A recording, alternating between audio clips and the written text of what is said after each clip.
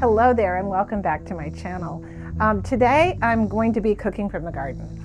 This time of year the garden is pumping out tons and tons and tons of food.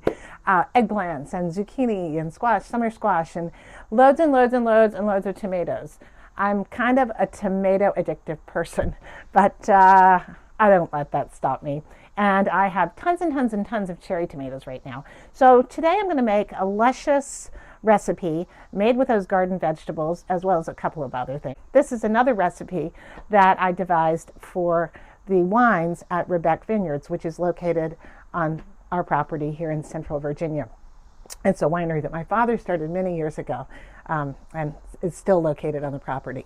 So the wine that I've chosen today is the Rebecca Vineyards Cabernet Franc, and I think it's just going to be perfect for this. It's kind of a ratatouille-like stew, although it is not a classic ratatouille at all. This is going to be done by roasting some of the vegetables first and then adding in a whole bunch of cherry tomatoes. Those cherry tomatoes, as they cook, are really super sweet and luscious. So we're going to have a wonderful stew. Now let me tell you, there are a lot of ingredients. Fear not. This doesn't really require that much work time. Most of it is time where you're chopping vegetables and just putting things in the oven, and then you're moving everything at the end to stovetop. Let's take a look at the ingredients that you're going to need for this dish. You're going to need about 1.5 pounds of eggplant. The cool thing is you don't have to peel these. You'll need maybe 2 or 3 potatoes. These are sort of medium sized, 2 medium sized and 1 small potato. I have several green peppers. You can use red peppers or yellow peppers if yours have turned yellow or red yet. This is a trombosino squash, and it's just like a zucchini or other summer squash. I have here 4 cups of cherry tomatoes, and as you can see, there are different kinds in here. Some of the classic little sweeties and some sunburst. Now, if you don't have cherry tomatoes, you can certainly make this with regular tomatoes or even canned tomatoes. But this is all about garden cooking today. I also have 1 onion, and I have a whole lot of garlic. I probably will end up using, probably 8 or 9 garlic cloves, depending on how large they are.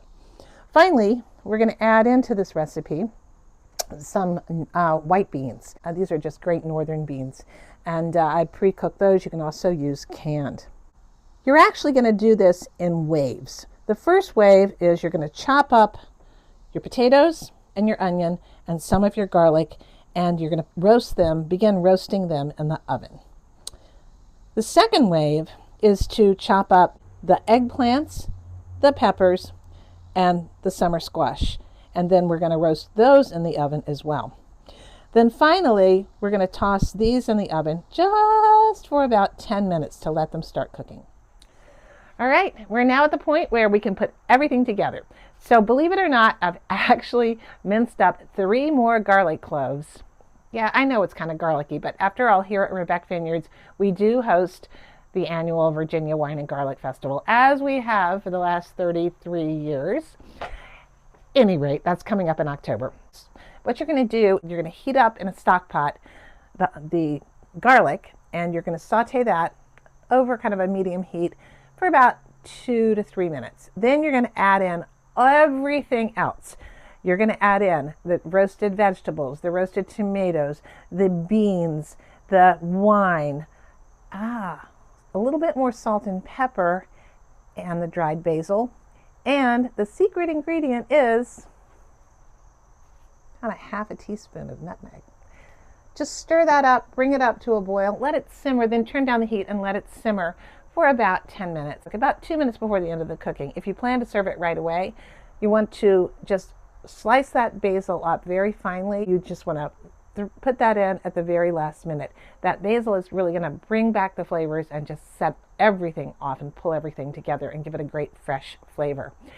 All right, if you're not planning on serving it right away, and actually this dish is great for making for parties because it's better if you make it a day ahead and let it sit and then bring it back to temperature to boiling before you serve it, warming it up before you serve it.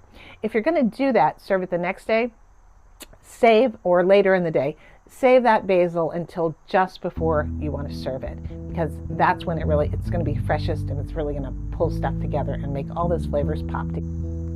Thank you so much for watching. I hope you enjoyed this recipe. Give it a try. It's a great way to use up some of that garden bounty and enjoy the flavors of summer with a great wine